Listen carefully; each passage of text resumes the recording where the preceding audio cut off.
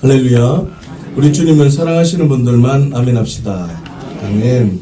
사랑하는 주양가족 여러분, 그리스도인은 내가 주인이 아니라 예수님을 주인으로 고백하는 사람을 그리스도인이라고 얘기합니다.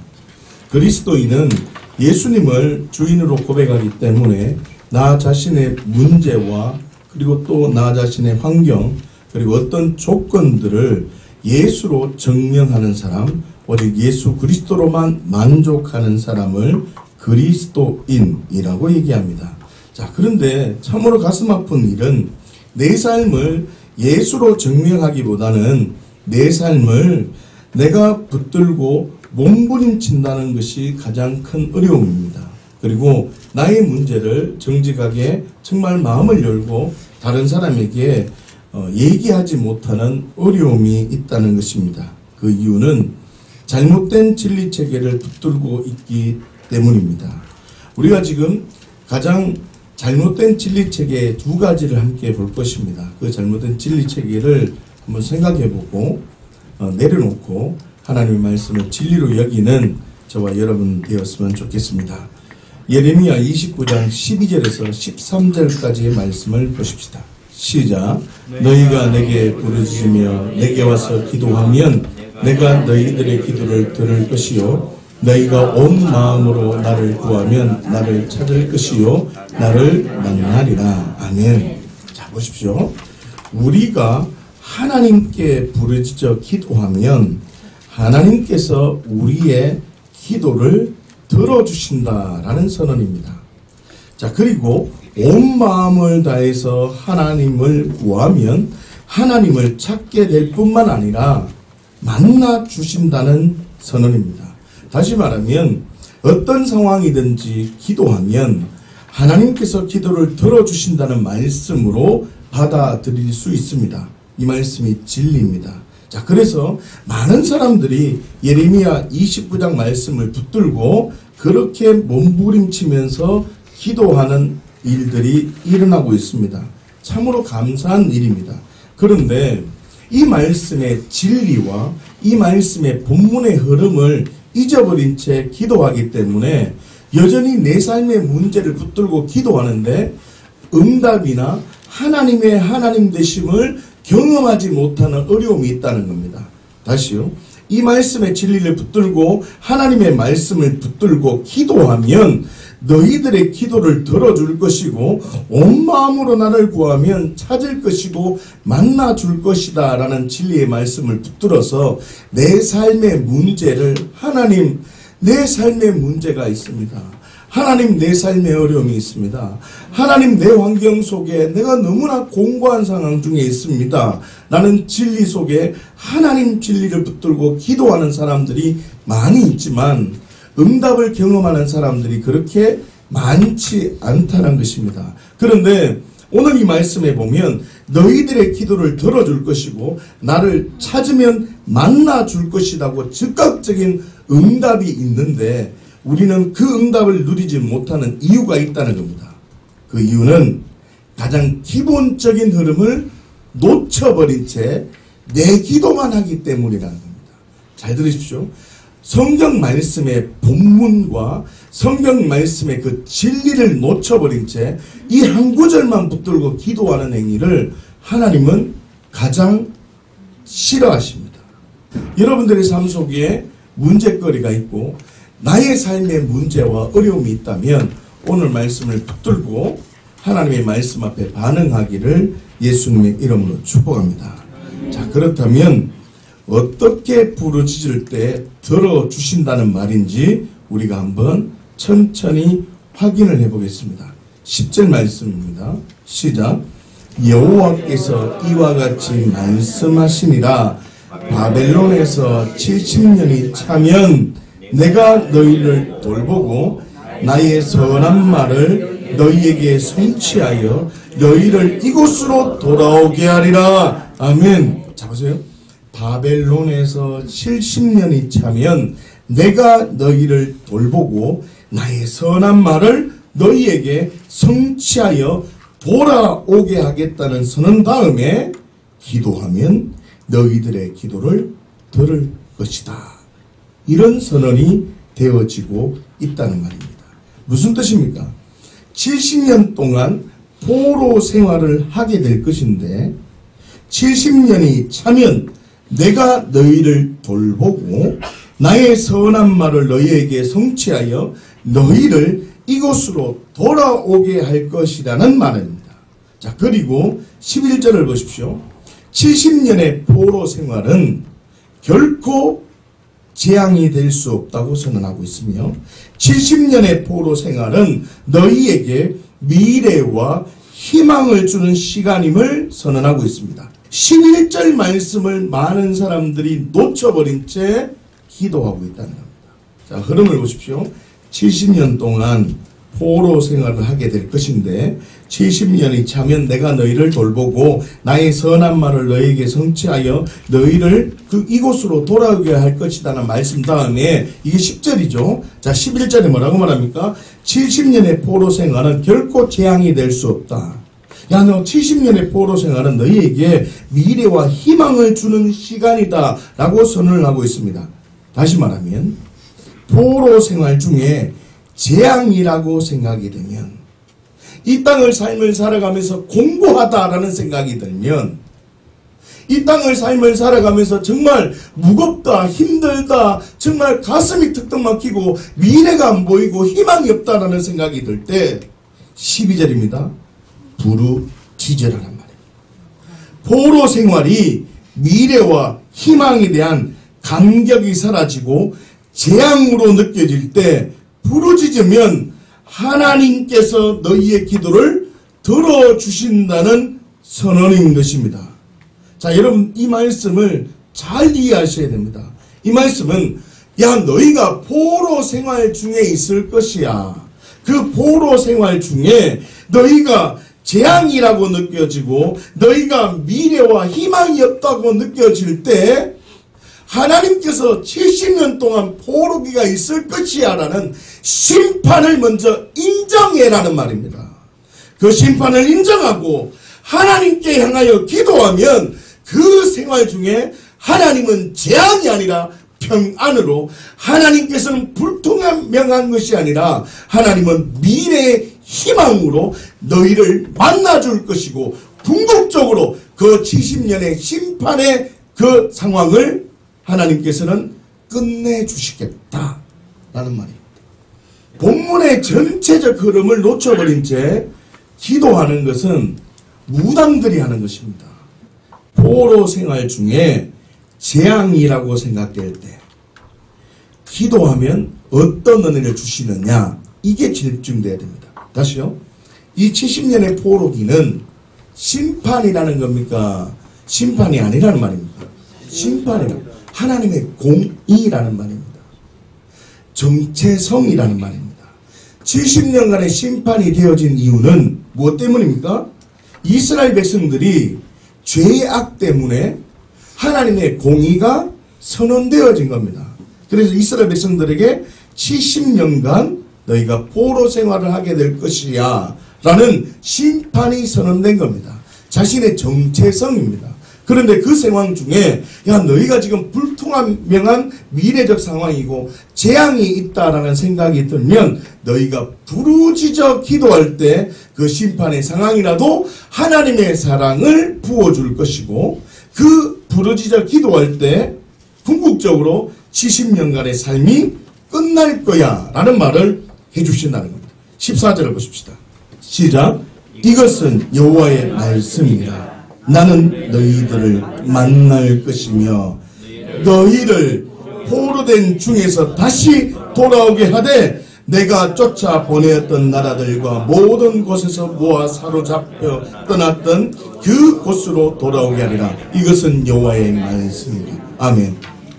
궁극적인 하나님의 사랑을 나타내 보이십니다. 그 사랑이 무엇입니까? 야, 너희가 기도할 때, 너희가 부르짖어 고백할 때, 너희가 만나고 싶다라고 할 때에 내 삶의 문제가 해결되는 것을 얘기하는 것이 아니라 지금 너희들을 만날 것이고 너희의 포로 중에서 다시 돌아오게 될 것이다.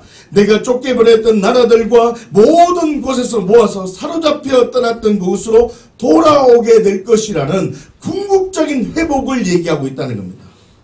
다시 말하면 심판을 그대로 받아들일 때 하나님께 부르짖는 자는 하나님의 사랑을 부어주시는데 그 하나님의 사랑이 지금 이스라엘에게는 포로의 상황이 해결될 것이고 너 자신의 삶 또한 해결될 것이다 라는 말씀을 하고 있다는 겁니다. 다시요. 두 가지를 같이 하고 있다는 말입니다. 너 이스라엘 나라의 상황이 해결될 것이고 두 번째 너 자신의 문제가 해결될 것이다 라는 말씀을 지금 같이 하고 있다는 겁니다. 그런데 지금 가장 큰 문제는 많은 사람들이 이 문제를 이스라엘 나라적 상황은 놓아버린 채 내 자신의 문제로만 적용해서 기도하기 때문에 응답을 받지 못한다. 들어보십시오. 부르짖을 때 나는 너희들을 만날 것이라고 선언하고 있습니다. 부르짖을 때에 너희를 포로된 중에서 다시 돌아오게 할 것이라고 선언하고 있습니다. 무슨 말입니까? 만날 날이 있다는 선언입니다. 포로된 상황에서 다시 돌아오게 되는 날, 만나게 되는 날이 있다는 말입니다. 사랑하는 주한 가족 여러분, 부르짖어 기도하면 기도를 들어주신다는 말은 바벨론의 70년간 포로 생활을 하면서 견딜 수 없는 상황, 미래가 불투명한 상황이라 할지라도 부르짖으면 하나님이 함께함을 경험하게 되고 부르짖으면 미래와 희망을 경험하게 된다는 말입니다. 다시 말하면 가장 기본적인 흐름은 이스라엘 민족을 향한 하나님의 마음이라는 것을 놓쳐버리면 안 된다는 뜻입니다. 그런데 가슴 아픈 것은 이스라엘 민족에게 주신 말씀을 놓쳐버린 채 개인의 문제에 부르짖음으로만 집중되어진다는 것입니다. 이스라엘 민족에게 주신 흐름을 놓쳐버린다는 말은 이런 뜻입니다. 바벨론 포로의 상황 속에 있는 한 사람이 있습니다. 어떤 한 사람이 자신에게 어려움이 생기거나 선택의 상황이 생기면 그 한 사람은 기도를 합니다. 그렇겠죠. 자, 기도를 합니다. 그럴 때 하나님은 만나 주신다는 겁니다. 어떤 만남이냐면 내 삶의 문제의 만남도 되지만 그 만남을 통해서 맞아. 70년간의 포로가 또한 끝날 때가 있을 것이라는 약속의 말씀을 붙드는 하나님의 말씀으로 진리를 내리고 그 은혜로 살겠다는 그 은혜가 있다는 겁니다. 내 삶 속에 하나님을 만나고 70년간의 포로가 있었지만 너희가 기도하면 그 포로적 상황이 끝날 것이야 라는 말씀으로 진리로 내리는 그 만남이 있다는 말입니다. 사랑하는 주행가족 여러분, 중요합니다. 우리는 그 한 사람이 어떻게 기도했을까를 고민해야 됩니다. 그 한 사람은 자신의 문제나 어려움을 놓고 기도했지만 반드시 10절과 14절을 붙들고 기도했다는 것입니다. 다시 말하면 자신의 문제만 붙들고 기도한 것이 아니라 자신의 문제와 하나님의 나라, 자신의 어려움과 이스라엘의 회복을 함께 붙들고 기도했다는 것입니다. 자, 보세요. 이렇게 기도했을 겁니다. 하나님, 나의 상황은 절망과 재앙으로 가득합니다. 하나님, 이 절망의 상황은 하나님의 공의입니다. 하나님의 사랑입니다. 이 절망과 재앙은 나의 잘못으로 이스라엘의 민족의 잘못으로 되어진 하나님의 심판이기 때문에 심판을 그대로 받겠습니다. 바벨론의 포로 생활은 하나님의 공의가 맞습니다. 그렇습니다. 하나님은 언제나 옳습니다. 그러나 부르짖어 기도하면 포로 중에 만날 날이 있을 것이며 회복이 있을 것이라고 했는데 내 삶 속에 그 회복이 먼저 경험되게 하여 주옵소서. 그리고 이스라엘의 회복이 이루어지게 하여 주옵소서. 이렇게 기도했다는 거예요. 다시 말하면 자신의 문제를 민족적 문제로 끌어안고 기도했다는 말입니다. 다시 말하면 우리가 생각하는 나 자신의 문제를 부르짖어 기도하는 수준이 아니라는 말입니다. 사랑하는 주 양가님 여러분, 기억하십시오. 심판을 그대로 받아들일 때 하나님의 사랑이 발견되어지는 것이고, 그 하나님의 사랑 때문에 삶 속에서 예수가 주가 되는 삶을 살 수 있는 것입니다. 잘 들어보십시오. 은혜의 선순환을 이해하셔야 됩니다. 자, 4가지인데요. 들어보십시오. 첫 번째, 심판을 그대로 받아들이는 단계입니다. 자신의 문제 때문에 70년간 포로 생활을 하게 되었다는 것으로 심판을 받아들입니다. 자신의 문제와 70년간의 포로 생활은 하나님의 공의로 받아들여야 한다는 것입니다. 이해하셨습니까? 자, 둘째입니다. 하나님의 사랑을 덧입는 것입니다. 부르짖으면 응답하신다는 약속의 말씀을 붙들고 기도합니다. 그 사랑을 힘입어 부르짖어 기도합니다. 그럴 때 삶 속에 하나님의 사랑이 입혀집니다. 응답되어지고 만나지는 은혜가 있다는 말입니다. 그리고 세 번째입니다. 그래서 예수가 주가 되는 삶을 살아갑니다. 심판을 통해서 하나님의 사랑을 발견하면 반드시 부르짖을 때 만나주신다고 했습니다. 자신을 만나주신 그 사랑의 힘으로, 그 하나님의 사랑으로 삶 속에 예수가 주가 되는 삶으로 살아갑니다. 다시 말하면 평안이요, 미래와 희망을 발견하게 됩니다.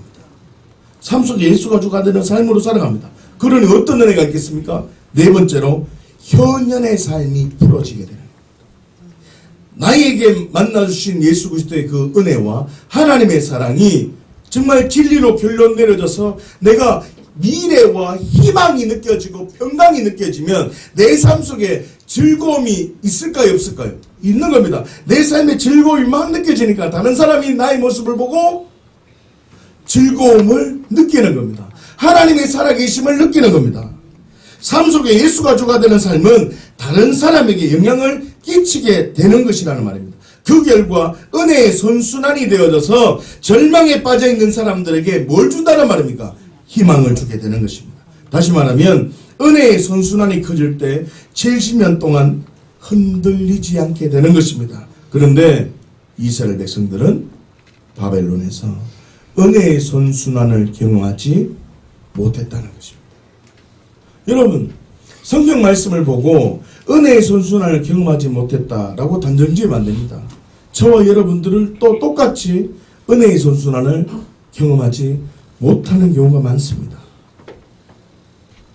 여러분, 하나님 말씀을 들었다는 게 중요하지 않습니까? 하나님의 말씀이 내 삶 속에 실제가 되어야 됩니다. 할렐루야.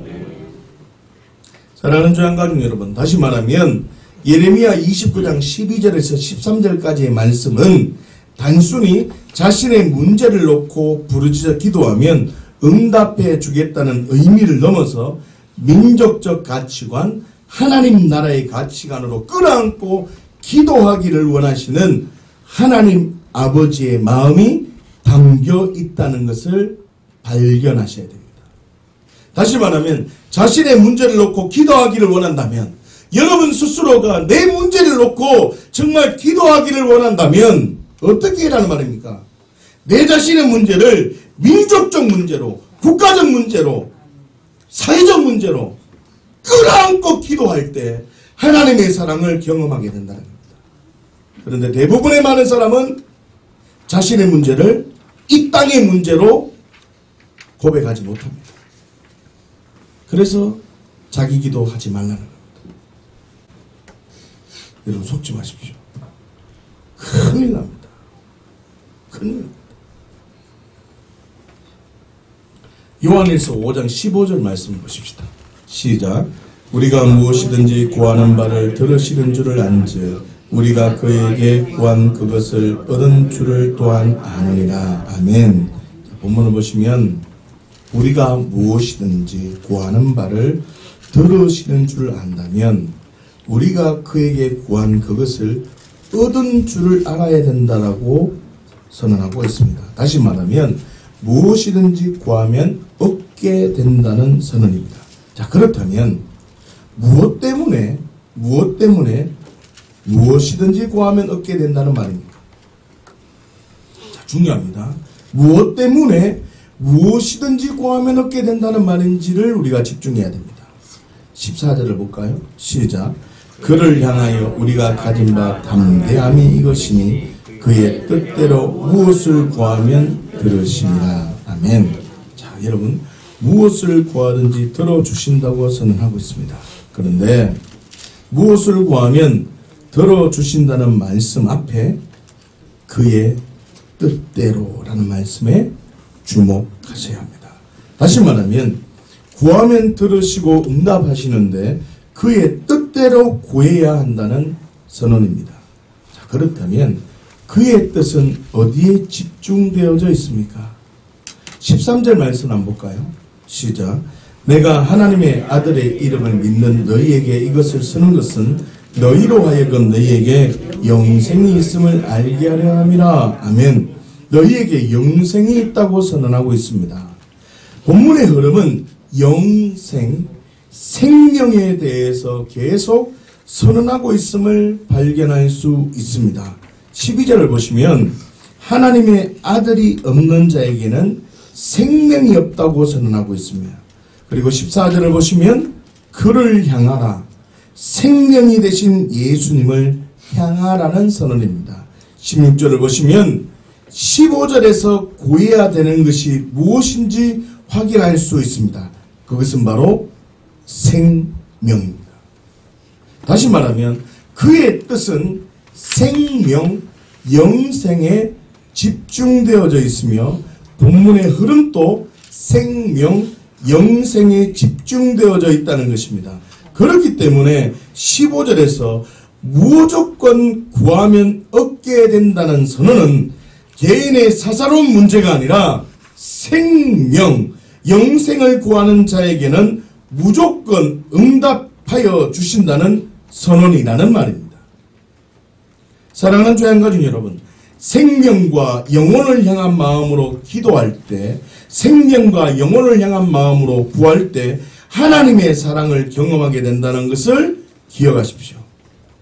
오늘 우리가 생각해 볼 미리암과 그 발람의 기도, 이 미리암을 치유하는 모세의 기도와 발람의 기도는 자신의 상황과 자신의 문제를 민족적 문제로 끌어안고 기도하느냐, 민족적 문제로 기도하지 않느냐의 관점입니다. 다시요. 미리암을 치료했던 모세의 기도와 발람의 기도는 자신의 문제와 자신의 환경과 자신의 어려움을 영혼과 생명, 하나님의 마음으로 기도하느냐, 하나님의 마음으로 기도하지 않느냐, 이 관점으로 바라보아야지만 오늘 이 두 사건을 이해할 수 있다는 말입니다. 다시요. 여러분 삶 속에 문제가 있는 그 문제를 기도하고 싶죠. 만약에 내 문제적 상황을 기도하고 싶다면 어떻게 기도하라는 말입니까? 민족적으로 하나님의 나라의 가치관으로 붙들고 이 나라적 상황으로 붙들고 기도하라는 말입니다.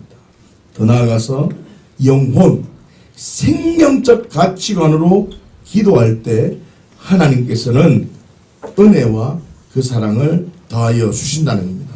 그를 향하여 우리가 가진 바 담대함이 이것인데 그의 뜻대로 생명과 영생적 관점으로 무엇이든지 구하면 들어주신다는 말입니다. 내 삶 속에 어려운 문제와 상황이 있을 때 영생적 관점, 생명적 관점으로 기도할 때 하나님의 능력이 경험되고, 만약 영생적, 생명적 관점으로 경험하지 않고 기도하지 않는다면 내 삶 속에 계속해서 심판이 임하신다는 말이에요. 어떻게 하겠습니까? 민족적 가치관으로 기도하겠습니까? 영생적 가치관으로 기도하겠습니까? 아니면 내가 주인 돼서 내 문제 붙들고 기도하시겠습니까? 그러면 개인의 문제를 국가적 문제로, 개인의 문제를 생명적 가치관으로 반응한 모습을 함께 한번 보시겠습니다. 민수기 12장 10절 말씀을 보십시다. 시작. 구름이 장막 위에서 떠나갔고 미리암은 나병에 걸려 눈과 같더라. 아론이 미리암을 본즉 나병에 걸렸는지라. 아멘. 미리암이 나병에 걸렸다고 선언하고 있습니다. 나병에 걸린 이유는 무엇 때문입니까?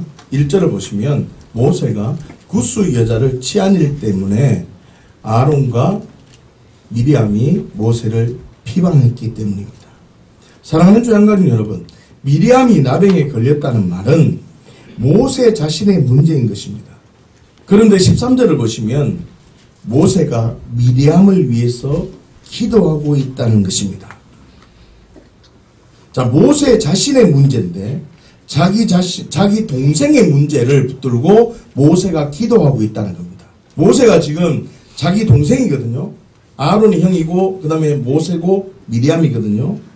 그 모세의 동생 미리암인데 모세의 가족 미리암을 위해서 지금 모세가 기도를 하고 있다고. 그러면 모세의 입장에서는 자기 문제입니까? 먼 나라 이야기입니까? 자기 문제입니다. 그러면 자기 문제를 기도할 때 민족적 국가적 상황과 생명적 가치관으로 기도할 때 하나님이 능력을 주신다는 겁니까? 아니면 나 자신의 문제를 붙들고 그냥 기도할 때 능력을 주신다는 말입니다. 민족적 국가적으로 생명과 영생적 관점으로 기도할 때 은혜를 주신다라고 했습니다. 다시 말하면 자기 자신에게 심판이 선언되면 심판을 그대로 받아야 된다고 나누었습니다. 그렇다면 오늘 본문은 모세는 심판을 받지 않는 상태가 되는 겁니다. 왜 그렇습니까? 자기 자신의 문제를 놓고 자기 가족의 문제를 놓고 지금 모세가 기도하기 때문입니다. 모세가 미리암을 위해서 기도하자 미리암이 낫게 됩니다. 다시요. 모세는 심판을 받지 않는 상태가 되어졌는데 그런데 모세가 미리암을 위해서 기도하자 미리암이 낫게 되었다는 말입니다. 다시 말하면 우리의 생각으로는 심판을 받지 않았는데 하나님의 사랑이 임했다는 말입니다. 그러면 모세가 심판을 받지 않았음에도 하나님의 사랑이 임했다는 말은 모세가 어떤 특별한 기도가 있었고 미리암을 치유하는 기도 속에 자신의 문제를 끌어안고 기도할 때 어떤 특별한 진리 체계가 있었고 이 본문 속에 흐르고 있었다는 말입니다. 할렐루야. 그렇다면 왜 모세는 미리암을 위해서 기도한 것은 괜찮을까요? 그 이유는 첫 번째, 자신은 가족이기 때문이다. 가족인데 무조건 가족이라고 자신의 기도를 하면 된다 안 된다? 안 된다고. 어떤 흐름이 있어야 된다 했죠. 그 흐름이 뭐라고요? 시작. 민족적 가치관과 영혼을 향한 가치관이 기본으로 흐르고 있어야 된다라고 했습니다. 자, 그렇다면 민족적 가치관과 생명, 영혼을 향한 가치관이 흐른다는 것을 어떻게 알 수 있느냐 확인을 해봐야 됩니다. 15절 말씀 때문입니다. 시작. 이에 미리암이 진영 밖에 이래 동안 갇혀있고 백성은 그를 다시 들어오게 하기까지 행진하지 아니하다가. 아멘. 미리암이 진영 밖에 이래 동안 머물게 되었습니다. 그리고 백성은 그를 다시 들어오게 하기까지 행진하지 아니하였다고 설명하고 있습니다. 여러분 무슨 뜻이겠습니까? 미리암의 문둥병 사건 때문에 마음의 부담을 느낀 사람이 있다면 누굴까요? 모세나 아론 그리고 구스 여인일 겁니다. 지금 이해됩니까? 자, 미리암이 지금 나병이 걸렸습니다. 나병이 걸리게 된 그 본질적인 주체자가 누가 됩니까? 모세가 구스 여인과 결혼을 했기 때문에 결혼을 안 했으면 나병이 걸렸겠습니까? 안 걸렸겠습니까? 안 걸렸잖아요. 그러니까 모세와 구스 여인 그리고 아론이 미리암 때문에 마음의 부담을 많이 느껴야 됩니다. 자, 그런데 15절을 보시면요. 모세와 아론과 구스 여인이 미리암을 기다렸다고 말하는 것이 아니라 백성. 백성은 그를 다시 돌아오게 하기까지 행진하지 않았다는 말입니다. 백성들이 미리암을 기다렸다고 설명하고 있다는 겁니다. 여러분 무슨 말입니까? 모세를 비방한 상황은 모세, 아론, 구스 여인 미리암만의 문제가 아니라 이스라엘 온 백성들의 문제였다는 것입니다. 아론과 미리암만 모세를 비방한 것이 아니라 이스라엘 백성 중에도 마음으로 비방하는 마음이 있었다는 것입니다. 그래서 이스라엘 온 백성이 자신의 문제임을 끌어안고 내가 미리암처럼 나병에 걸릴 수도 있었는데 하나님이 나에게 나병이 걸리지 않게 된 이유는 나를 사랑하시고 나에게 기회를 주는 거구나. 비방하지 말고 긍휼히 여기고 기다리라는 말이구나. 이 계시가 백성들에게 있었다는 말이에요. 온 백성들이 하나님을 비방하고 모세를 비방했다는 그 마음을 직면하는 시간이 되었다는 것입니다. 다시 말하면 모세가 기도했기 때문이 아닙니다. 본문을 보시면요. 한 절밖에 안 나옵니다. 한 절밖에 안 나온다. 모세가 기도합니다. 모세가 기도했기 때문이 아니라 이스라엘 온 백성이 자신의 문제요. 이스라엘의 문제임을 직면하고 모세의 결혼을 비방한 사건을 모든 이스라엘 백성들이 함께 직면했기 때문에 응답되어졌다는 것입니다. 무슨 말입니까? 모세가 기도했지만 백성들이 지금 미리암이 돌아오기를 일주일 동안 기다렸다는 말처럼 우리도 내 삶 속에 어려움이 있다. 내 삶 속에 문제가 있다. 내 삶 속에 정말 공고함이 있다고 하면 어떻게 해야 된다는 말입니다. 민족적, 국가적, 하나님의 나라의 가치로 부둥켜 안고 같이 통곡하고 기도해야 된다. 그러면 하나님이 어떻게 할까요? 은혜를 베풀어 주십니다. 그런데 이렇게 기도하기 쉬울까요? 어려울까요? 어렵습니다. 기도를 1시간 하면 민족적, 국가적 상황으로 기도하는 시간은 1시간 중에 1분도 안 됩니다. 그리고 59분은 자기 기도합니다. 잘 들어보세요. 교회 공동체는 한 몸입니다. 한 몸입니다. 어떤 한 사람의 문제가 아니라 그 사람의 문제를 자신의 문제로 받아들이고 교회적 상황으로 받아들이고 심판으로 직면하면 하나님의 사랑을 덧입을 수 있다는 것을 기억하셔야 돼요.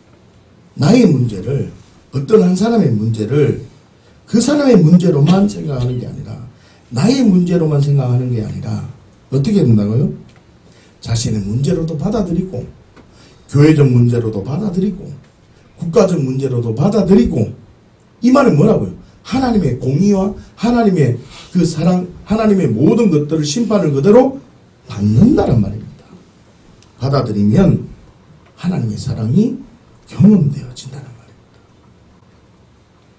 개인의 문제를 국가적, 생명적 가치관으로 반응하지 않는 모습을 함께 보시겠습니다.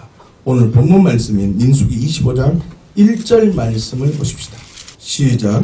이스라엘이 시딤에 머물러 있더니 그 백성이 모압 여자들과 음행하기를 시작하니라. 아멘.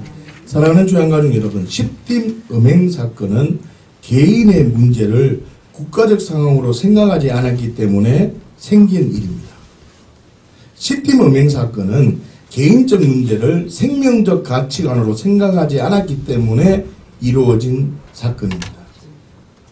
자, 무슨 뜻이냐면 시딤 음행 사건은 발람 선지자에게 임한 개인적인 문제를 국가적 가치관으로, 생명적 가치관으로 반응하지 않아서 만들어진 사건이라는 뜻입니다.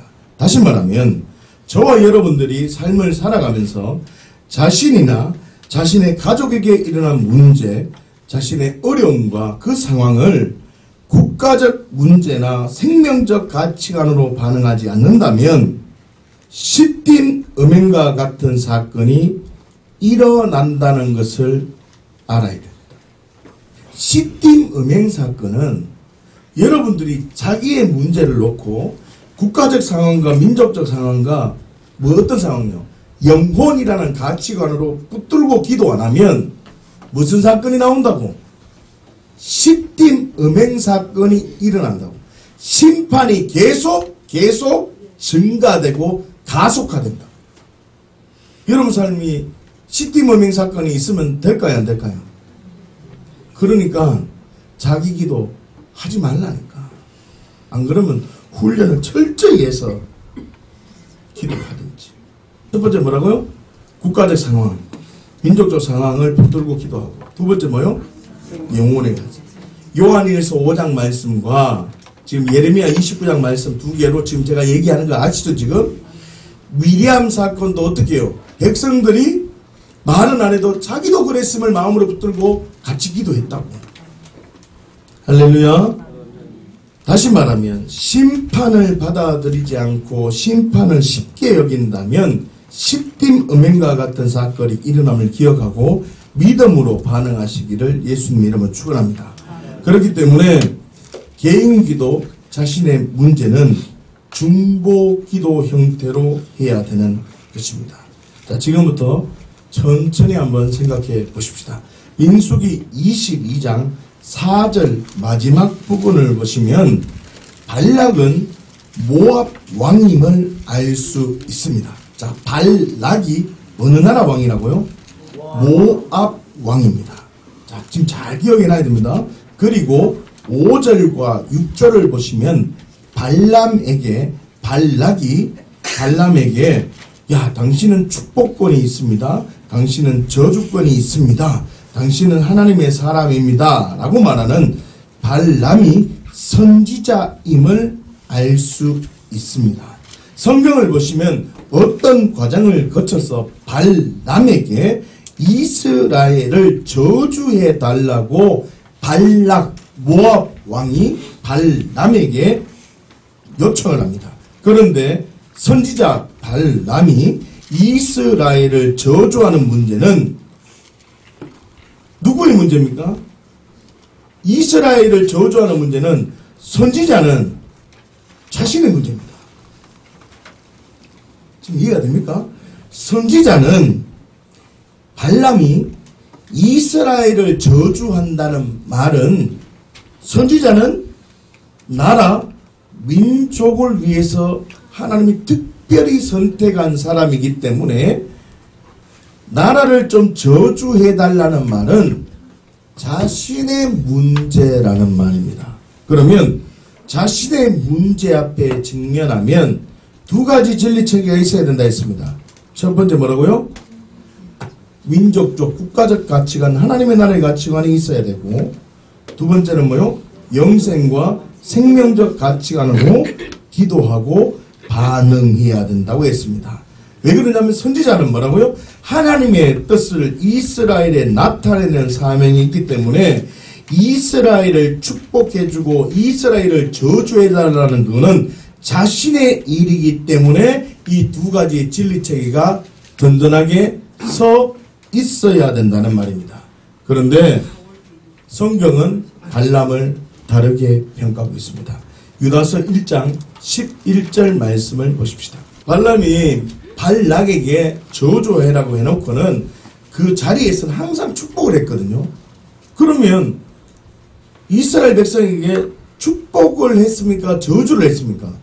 축복이 임한 건데 왜 발람에게 하나님은 저주를 하고 이상한 상황이 발생하느냐? 이게 지금 궁금했다는 겁니다. 또 더 나아가서는 발람이 이스라엘 백성을 축복했는데 그리고 왜 25장에 시딤에서 모압 사람들과 음행하는 사건이 발생했을까?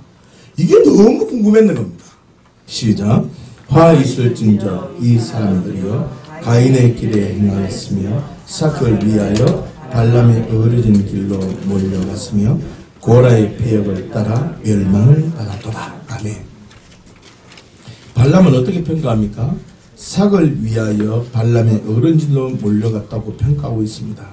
민수기에 등장한 발람의 이야기를 보면 발람이 어그러진 길로 갔다고 평가받을 이유가 제가 보기에는 없습니다. 발람에게 화가 있을 이유가 없다는 겁니다. 그 이유는 발람이 이스라엘에게 저주한 것이 아니라 축복을 선언했기 때문입니다. 그래서 너무 이해하기가 힘들었습니다. 왜 성경은 발람을 그렇게 나쁘게 평가해야만 했을까? 그리고 또 발람 사건 뒤에 왜 민수기 25장에 시딤 음행 사건이 일어났을까? 저는 너무 궁금했습니다. 그것은 바로 발람이 자신의 일을 하면서 발람이 발락에게 저주해달라는 얘기를 들으면서 국가적 가치관, 하나님 나라의 가치관, 생명적 가치관 없이 반응했기 때문에 하나님은 발람을 저주하시고 하나님은 이스라엘 백성들에게 시딤 음행 사건과 같은 일이 일어났음을 화로 여기고 연병으로 24,000명이 죽게 되었다는 거죠. 지금부터 발람이 저주는 하지 않았지만 국가적 생명적 가치관이 없다는 이유를 천천히 한번 생각해 보십시다. 민수기 23장 4절 말씀입니다. 시작. 하나님이 발람에게 임하시는지라 발람이 아뢰되 내가 7 제단을 쌓고 각 제단에 수송아지와 순양을 드렸나이다. 아멘. 하나님이 발람에게 임하셨습니다. 그리고 발람이 지금 뭐라고 얘기합니까? 내가 7 제단을 쌓고 각 제단에 수송아지와 순양을 드렸다고 말합니다. 자, 이게 번제와 화목제냐 이런 게 아무것도 중요하지 않습니다. 이게 중요하다고. 발람이 뭐라고 얘기하느냐가 중요하다는 겁니다. 내가 7 제단을 쌓고 각 제단에 수송아지와 순양을 드렸다는 겁니다. 누가요? 내가. 누가요? 내가. 자, 23장 1절 말씀을 한번 보실까요? 시작.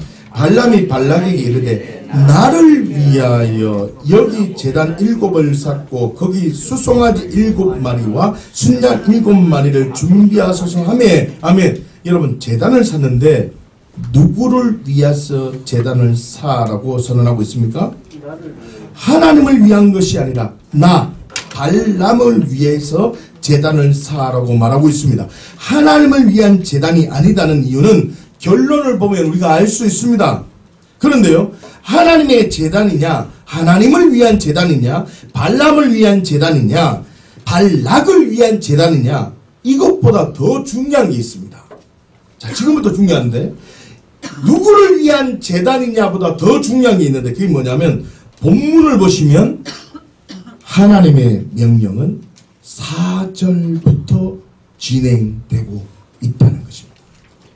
여러분, 너무너무 중요한 것은 하나님의 명령은 1절부터 얘기하는 것이 아니라 4절부터 이야기하고 있다는 말입니다. 이 말이 무슨 뜻입니까? 지금 제단을 7개를 쌓고 수송아지와 순양을 드리는 것이 하나님의 명령이라는 말입니까? 하나님의 명령이 아니라 발람 스스로 쌓은 것입니까? 발람 스스로 쌓은 겁니다. 좀 더 보겠습니다. 다른 곳을 보면 더 확실합니다. 민수기 23장 16절 말씀을 한번 보십시다. 시작. 여호와께서 발람에게 임하사 그의 입에 말씀을 주시며 이르되 발락에게로 돌아가서 이렇게 말할지니라. 아멘. 여호와께서 발람에게 임하셔서 발람의 입에 말씀을 주십니다. 그러니까 16절부터 시작이 됩니까? 안 됩니까? 하나님의 말씀이 16절부터 시작합니다. 그래서 발람은 저주하지 않고 축복을 선언합니다. 그런데 발람 마음대로 하나님이 명하지 않는 행동을 합니다. 14절을 보십시오. 앞에 절 보시면 시작. 소빈들로 인도하여 비스가 꼭대기에 이르러 7 제단을 쌓고 각 제단에 수송아지와 순양을 드리니 아멘. 7 제단을 쌓고 수송아지와 순양을 드립니다. 보기에는 좋은 행동처럼 보입니다. 만군의 하나님 여호와를 경외하는 것처럼 보입니다. 그러나 어느 곳에도 하나님이 명령하지 않았습니다.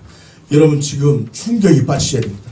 저와 여러분들이 하나님이 원하지 않는 기도의 형태, 하나님이 원하지 않는 신앙의 형태를 하면서도 축복하고 헌신하고 봉사하는 경우가 얼마나 많은지 모릅니다. 그래서 심판을 받지 않습니다. 그래서 또 다른 심판들이 계속 이루어지고 십대문명과 같은 엄청난 심판이 임합니다. 여러분 지금 하나님 말씀을 제대로 보셔야 됩니다. 지금 제단이 몇 개 세워졌습니까? 2군데니까 7개 세워졌으니까 총 14개가 세워졌습니다. 민수기 23장 29절 말씀도 마찬가지입니다. 시작. 발람이 발락에게 이르되 나를 위하여 여기 7 제단을 쌓고 거기 수송아지 7마리와 순양 7마리를 준비하소서. 나를 위하여. 나를 위하여.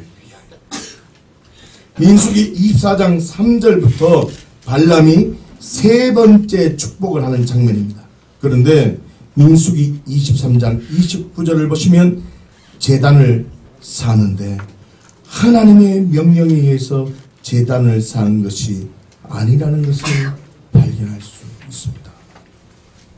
사랑하는 주 여러분, 민수기 25장에 나타나는 시딤 음행 사건, 부올에서 생긴 일은 단순한 사건이 아닙니다. 갑자기 생겨난 일이 아니라고.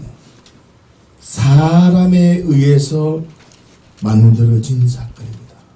국가적 가치관, 영생적 가치관 없이 반응한 발람 때문에 이루어진 사건입니다. 다시 말하면 발람 때문에 이루어진 사건이 시딤 음행 사건입니다. 발람 때문에 연병이 발생했고 발람 때문에 하나님이 진노해서 연병이 발생하게 되고 24,000명이 죽게 되었다는 것입니다. 발람이 3곳에 21개의 제단을 쌓았기 때문에 이스라엘 백성이 그 모습을 보고 마음이 빼앗겨버렸다는 겁니다. 이방 신들이 향한 제사가 얼마나 험난한지 모릅니다. 뻘거먹고 있기 때문에 그 사람들이 마음이 전부 다 빼앗겨버린 겁니다. 그 모습, 그 일이 누구 때문에 이루어졌다고? 발람이 3곳에 7개의 그 제단을 쌓아서 우상을 숭배하는 그 모습을 만들어놨기 때문에 이스라엘 백성이 그 모습을 보고 마음을 빼앗겨버려서 시딤 음행 사건이 일어났고 연병이 발생돼서 24,000명이 죽었습니다. 누구 때문에? 발람 때문에. 다시 말하면 발람이 자신을 위해서 세운 제단에서 하나님을 경배하고 예배드린 것이 아니라 모압 사람들이 모여서 이방 제사를 드렸다는 것입니다. 저주하진 않았죠. 사랑하는 주 양가족 여러분, 오늘 본문 말씀인 민수기 25장 1절 말씀을 다시 한번 보십시다. 시작. 이스라엘이 시딤에 머물러 있더니 그 백성이 모압 여자들과 음행하기 시작하니라. 아멘. 이제 이해해야 됩니까? 왜 음행하게 됐을까요? 3군데 7개씩 21개의 제단을 보고 이방 여인들이 제사 드리는 그 모습, 발람 때문에 그렇게 만들어진 걸 보고 발락이 어떻게 해요? 그냥 가만히 앉아서 24,000명이 죽는 걸 모압 발락은 봤다는 겁니다. 엄밀히 말하면 그게 축복이 아니라 이스라엘에게는 저주가 된 겁니다. 왜요? 선지자 발람이 국가적 생명적 가치관으로 반응하지 않았기 때문입니다. 이스라엘 백성이 음행하게 된 근본적인 이유는 발람이 이스라엘 향해서 3번 축복했기 때문에 3곳에 7개의 단식 21개가 단이 쌓았습니다. 그곳에는 모압 사람들이 제사를 드렸기 때문에 이스라엘 백성들이 그 음란한 제사의 모습을 보고 마음이 뺏겨서 음행하기 시작했다는 것입니다. 사랑하는 주 양가님 여러분, 발람은 선지자입니다. 그렇기 때문에 민족을 향한 것은 자신의 것으로 반응해야 됩니다. 그런데 발람은 제단을 쌓는 행동, 자기 생각, 내가 주인 되어서 반응했기 때문에 하나님의 인도함을 받았지만 심판을 받지 않는 모습이 되었다는 것입니다. 그 결과 24,000명이 죽게 되었다는 사건이 발생된 것입니다. 여러분들은 어떻게 반응하겠습니까?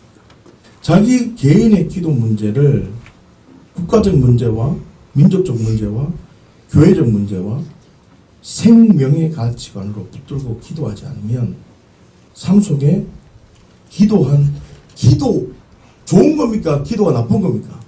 말씀 보는 게 좋은 겁니까? 나쁜 겁니까? 주를 위해 봉사하는 게 좋은 겁니까? 나쁜 겁니까? 자기 자신은 좋은 것이라고 얘기하는데 그 행동 때문에 다른 사람이 피해를 본다 이 말입니다. 나는 주를 위해서 열심히 하는데 그 행동 때문에 때로는 자녀가 복음 앞에 직면하지 못하거나 그 가문이 나는 저 사람이 예수 믿는 그 하나님이면 나는 안 믿겠다고 그런 이상한 행동들이 발생되죠. 큰일 날 문제입니다. 신앙이 잘못된 거라고. 여러분 직면하셔야 돼요. 여러분 신앙은 지금부터 다시 시작해야 된다고. 장사복음이 시작된 그 시간부터 다시 시작해야 된다니까. 저도 지금 다시 시작하는데 여러분 뭐라고 지금 그 옛날 거 붙들고 지금 자꾸 리모델링 하려고 신앙생활 하냐고요. 다시 시작해라니까. 다시 시작 안 하면 하나님의 그 사랑 받을 길이 없습니다. 은혜를 받을 길이 없다니까. 할렐루야. 국가적 가치관과 영생 생명적 가치관이 안 되면 다른 거 생각하지 말고 이 가치관이 안 되면 자기 기도하는 게 아닙니다. 할렐루야. 한나가 있잖아요. 여러분 나중에 찾아보세요. 한나 기도. 한나가 맨 처음엔 자기가 자녀가 없는 걸 놓고 그렇게 맨 처음에 기도했다. 그렇게 기도했다니까. 그러다가 나중에 깨닫는 겁니다. 야, 내만 애가 없는 게 아니라 이스라엘에 지금 제사장이 없구나. 이스라엘의 아들이 없구나. 하나님의 마음을 풀어줄 아들이 없구나. 이 진리가 와서 부둥켜 기도하는 겁니다. 그럴 때 하나님의 은혜가 풀어졌다. 바울과 실라도 여러분들이 아시잖아요. 빌립보 감옥에서 바울과 실라가 기도할 때 옥문이 열어지게 해주세요. 기도하지 않았다니까. 만약에 옥문이 열어주세요라고 기도했다면 옥문이 열어진 다음에 바울과 실라가 도망가야 됩니까? 그 자리에 있어야 됩니까? 도망가야 돼요. 그런데 성경을 보면 바울과 실라가 도망갔습니까? 그 자리에 있었습니까? 그 자리에 있었어요. 그 자리에 있었을 뿐만 아니라 그 사람이 다시 그 간수장의 집에 가서 그 사람들에게 세례를 베푼 다음에 다시 간수장을 위해서 감옥에 다시 들어왔다니까. 이 말을 보면 바울과 실라가 내 개인의 문제에 붙들고 기도하지 않았다는 말입니다. 지금 무슨 마음을 알았다는 말입니까? 바울과 실라가 빌립보 감옥에서 갇혀 있을 때 하나님의 마음을 안 겁니다. 하나님의 마음. 아버지의 마음을 알았다. 이 땅을 향한 마음과 영생의 가치관을 알았다. 그 아는 시점이 되자 하나님의 사랑으로 옥문이 열렸다. 여러분 삶 속에 문제가 많잖아요. 문제 없는 분이 있습니까? 문제가 있잖아. 어려움이 있잖아요. 그 어려움의 문제를 하나님 이거 해결해 주세요라고 기도하지 말고 어떻게 기도해라? 첫 번째 뭐라고요? 민족적 국가적 가치관, 하나님의 나라의 가치관으로 끌어안고 기도해라. 두 번째 어떻게 해요? 영생, 생명, 영혼을 향한 마음으로 기도해라. 이 두 가지 붙들고 기도해야 돼. 사랑하는 주 양가족 여러분, 미리암의 나병처럼 반응하시겠습니까? 아니면 발람처럼 반응하겠습니까? 자신의 가족의 문제, 자신의 삶의 문제, 때로는 개인적인 문제 기도해도 됩니다. 그러나 발람처럼 개인의 목적을 위해서 기도한다면 심판을 받게 되고 그 심판은 계속적인 심판을 부르게 된다는 것입니다. 사랑하는 주의 가족 여러분, 저는 내 문제 놓고 기도하는 거 포기할 겁니다. 기도 안 할 겁니다. 여러분 기도하지 마십시오. 나라와 하나님 나라를 믿고 기도해요. 마태복음 6장 33절 말씀 한번 볼까요? 시작.